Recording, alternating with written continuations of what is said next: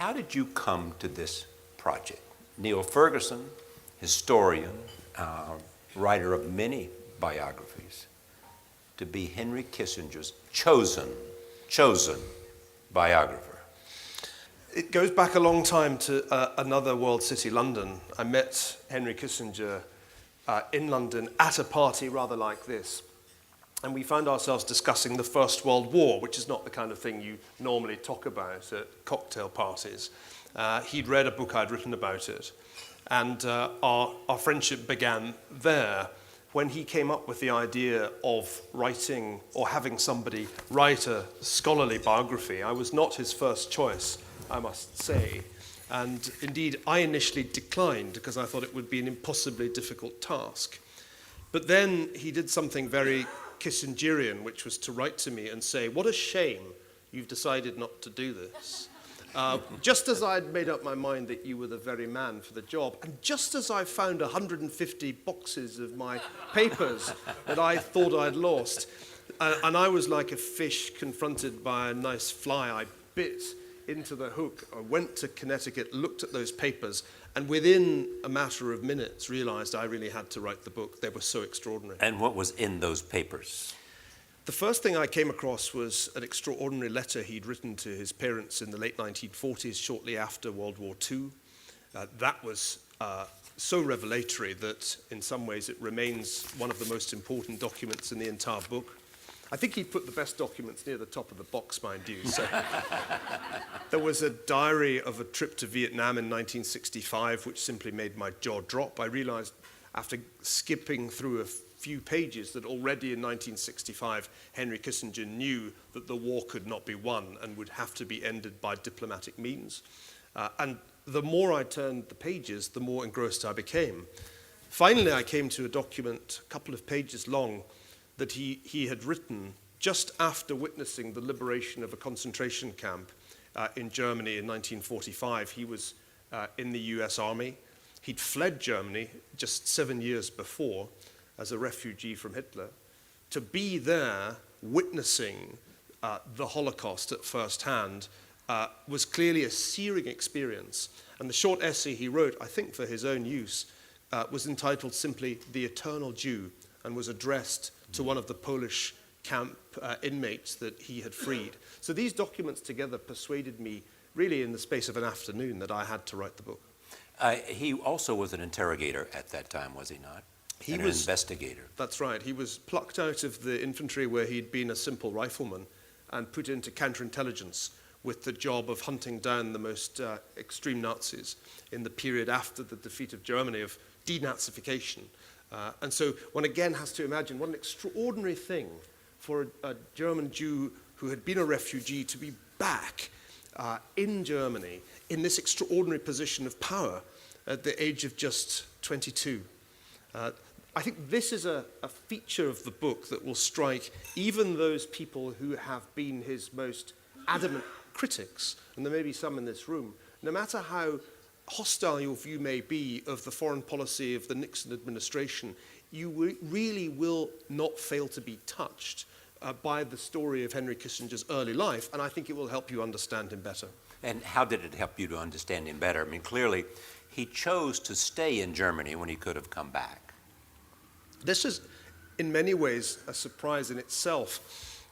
After being given the option to be demobilized and sent home, Kissinger decided to stay on in occupied Germany, first in counterintelligence and then at an instruction school for American soldiers. And he explained this to his parents, who were amazed, by saying that when he looked around the table and saw where his dead comrades had sat, he felt bound to stay longer in Germany until the job had been completed and their sacrifice had not been in vain. So this sense from very early on that something more had to be done than simply to defeat Hitler, one had to build a new and viable democratic Germany, was very strongly apparent in those letters.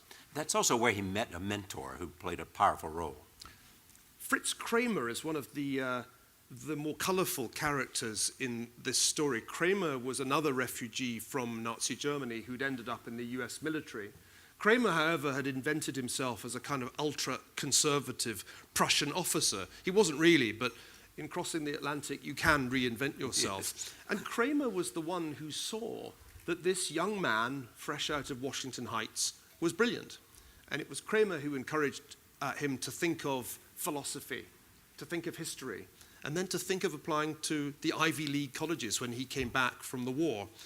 Kramer crops up throughout the book as a kind of almost a Mephistopheles figure, but a Mephistopheles who begins to worry that his brilliant pupil is rising too high. And there are these extraordinary letters from Kramer to Kissinger in German at periodic intervals in the book as Kissinger rises, warning him against the temptations of worldly success. It obviously didn't take, did it? There is also this, the idea of how this impacted his emerging worldview. Can you look back? This volume is 1923 to 1968. That's when he enters the White House as the National Security Advisor to Richard Nixon. This includes coming back, this includes Harvard, this includes marriage and divorce and other aspects of his life. But when you look at what the Holocaust and the Nazi experience and the war experience did to him, can you now look, as you look at the present time, from Nixon through 2015, an emerging sense of world order and how that is shaped? Order, World Order, after all, is the title of his most recent book. The concept of international order is there right from the outset in his doctoral dissertation, A World Restored, which talks about how Europe was reordered after the defeat of Napoleon. And the key idea, I think, that Kissinger's trying to communicate is that there needs to be international order because the alternative is chaos and conflict. The big threat to international order comes from revolutionary powers. Napoleon had been one of those, and so, of course, in his time had Hitler been. Writing about the Cold War as a young academic, he spent a lot of time, I think, trying to work out if the Soviet Union was still a revolutionary power. And over time, I think, he began to realize that it might no longer be one, and that it might be possible to bring it into a new American-designed international order. The key point to notice, though, is that in this order, different states have different internal characteristics, and that's okay. Kissinger was not one of those Americans who imagined the entire world could be remade in the image of the United States. They all had their own history, right, and their own narrative. Kissinger has a great line which really stuck with me. History is to states what character is to individuals. It gives them their distinctive identity. If you don't study history, you can't really understand other states. And this brings us back to your fantastic interview with Vladimir Putin. You can't really understand the Russian president if you don't know Russian history. And every time Putin explains himself, he tends to do it with reference to history. So does the Chinese president Xi Jinping, whose visit to the United States was a little less spectacular than Putin's or the Pope's, but probably will turn out to have been the most important of the three.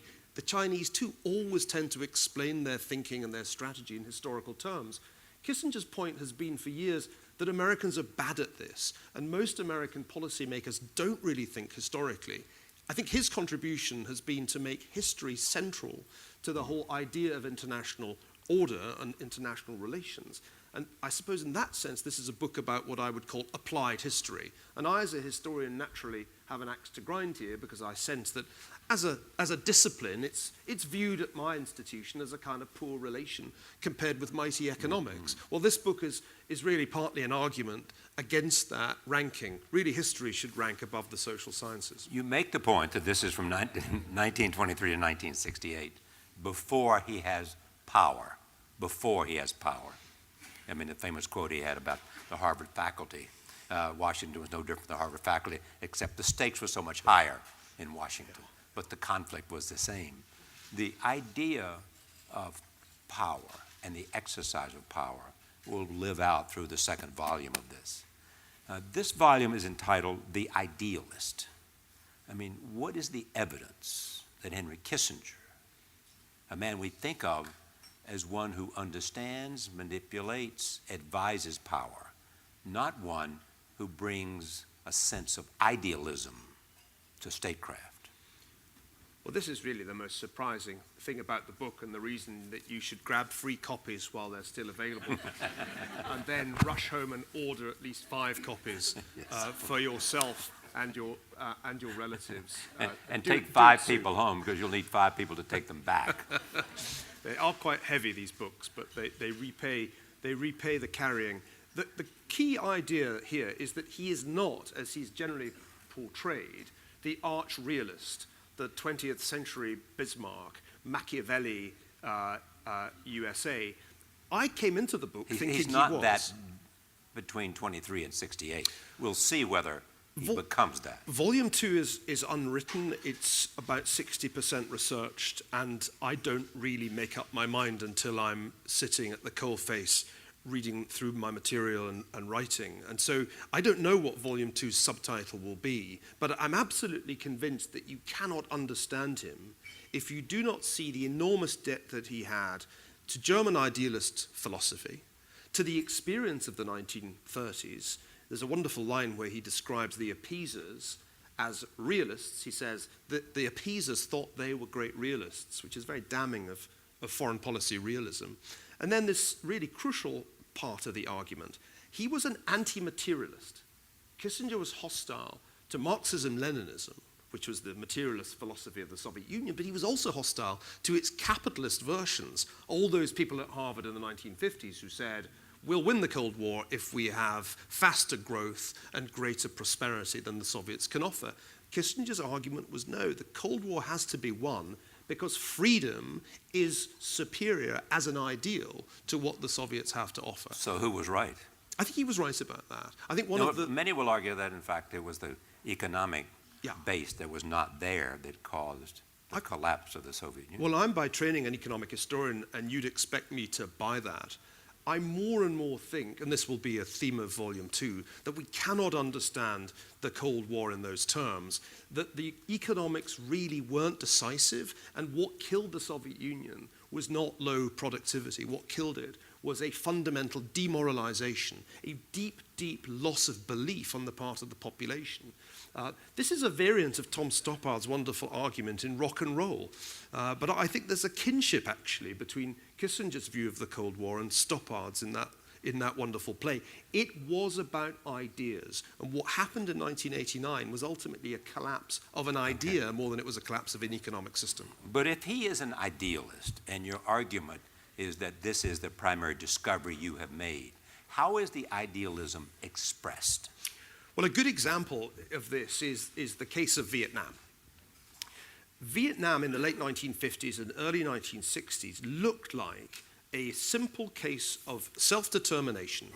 And American policymakers thought that they should uphold the independence of South Vietnam on the principle of self-determination and to stop other countries going communist as a result of the so-called domino effect. And initially Kissinger bought into this line, just as he believed that Germany should be reunified if Germans wanted to be reunified. He thought that the South Vietnamese should have their own state if they wanted to remain independent of the North. So that was a classic Wilsonian, Woodrow Wilsonian idea. The interesting thing is to notice how quickly Kissinger abandons it when he gets close to seeing what's happening in Saigon. And I find one of the most exciting things to write in this book was Kissinger's disillusionment when he went to Vietnam in 1965. It's really quite a shocker to find him flying around over Viet Cong positions in a heavily armed helicopter, not the kind of thing Harvard professors do by and large, and realizing from watching the war on the ground that it can't be won, and that the people running the war are in a kind of delusional state about the nature of the war. In what capacity did he go to Vietnam? He was invited as a kind of advisor by the then ambassador, Henry Cabot Lodge. And it really was an interesting thing for him to do because there wasn't terribly obvious glamour or glory in going and trying to help at this point. It's a moment when he moves from being a public intellectual to being an insider who's advising. From 65 onwards, he's conflicted because publicly he defends policy, but privately he thinks it's all over. one of the interesting things about that is that in Vietnam, if it in 1965 shaped his idealism, it was Vietnam and the long effort to find a peace that has shaped some animosity and dislike of him because of a belief that he could have ended this war earlier.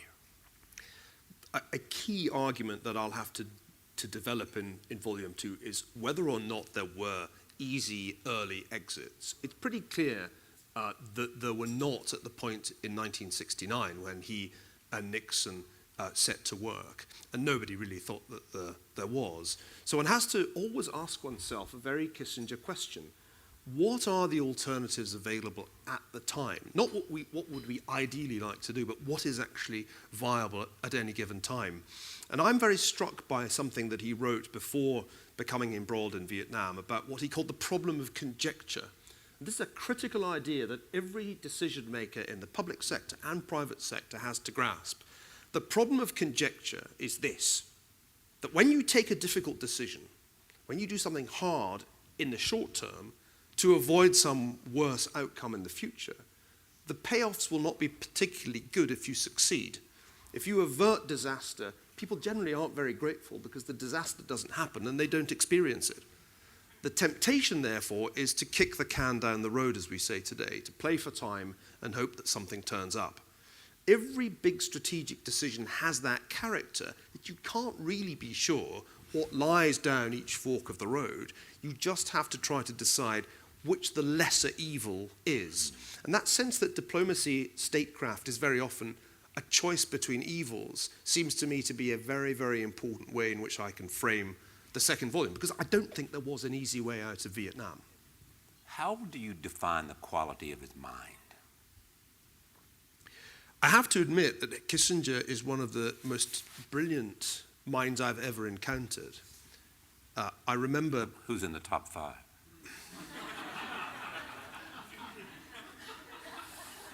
Well, you, Charlie, obviously, and Nicholas, and Andrew Wiley, my agent, and then Larry Summers and Henry Kissinger. I think that would be the 5. And all the book buyers that might want to purchase this book. It's a formidable mind. It has an ability to think in multiple dimensions. Remember three-dimensional chess in Star Trek? Well, I think Henry Kissinger has the ability to play that game. The ability to think simultaneously about all the major strategic players in the world is a very rare ability. Most people inhabit rather narrow intellectual silos, and this has never been true of Kissinger. And I find that. Now, is this connecting the dots, so to speak? I think it is the concept of linkage that is really appropriate to think of here. It became a big part of what he and Nixon and later Ford tried to do, to connect what they were doing with the Soviets to the opening to China, which is really one of the key episodes in the next volume, to the Middle East, to Vietnam, and figuring out how you come up with a strategy that links all the problems that you have to grapple with. That's the real challenge of grand strategy.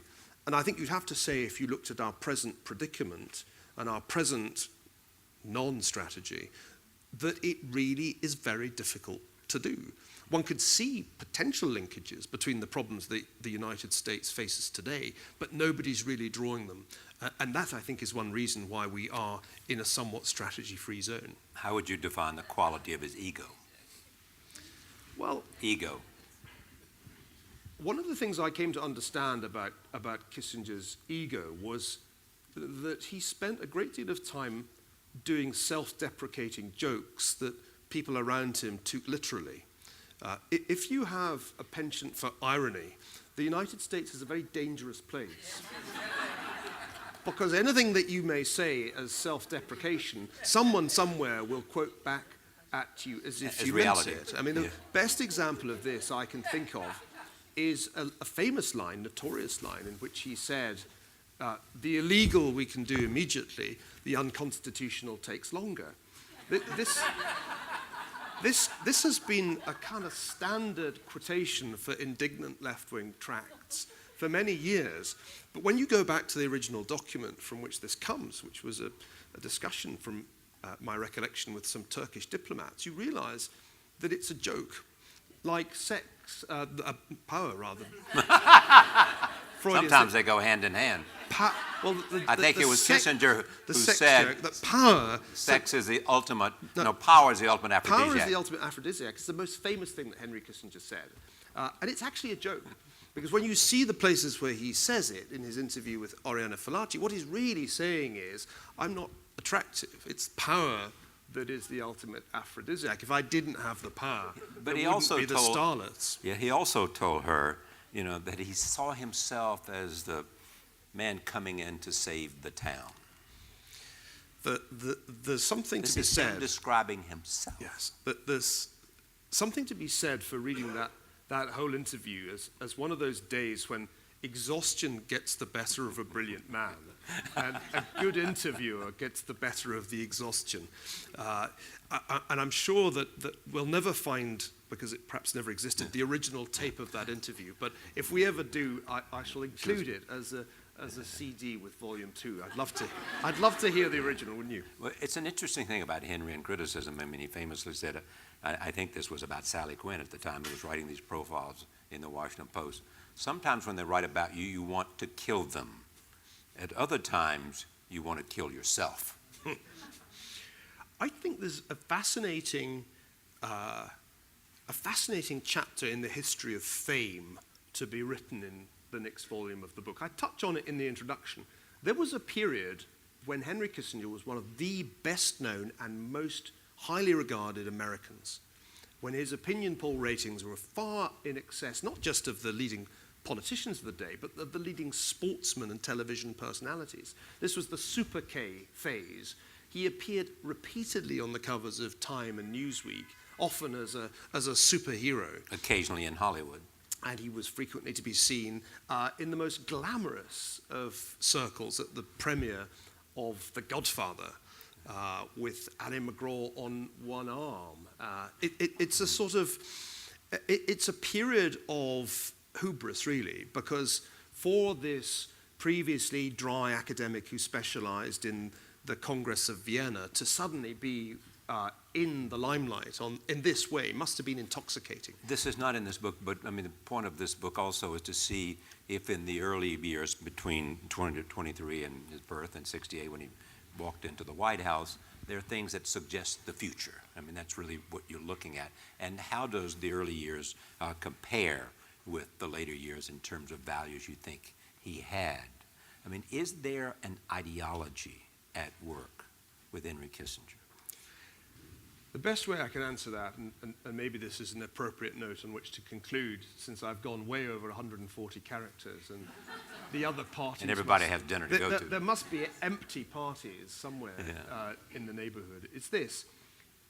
I found in his papers an unpublished book about Bismarck.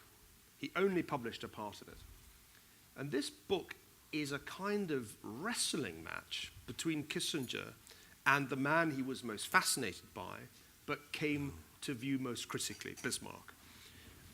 The reason the book never got published was that he couldn't finish it. And there are some extraordinarily tortured pages.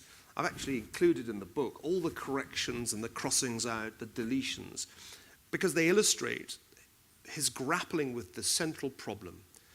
And the central problem is if you pursue a truly realist policy, if all you do is say, I'm going to pursue the national interest without any moral constraint, as Bismarck essentially did, Kissinger concluded you would ultimately be lost.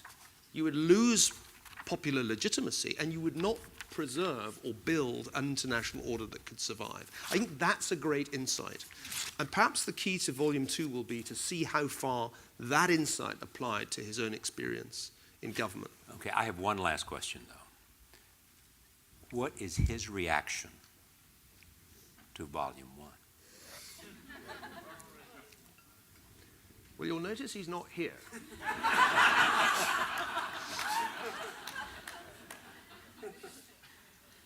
Many people, when I said I was writing a biography of Henry Kissinger, said, well, you will certainly end up in a huge and bitter row with him.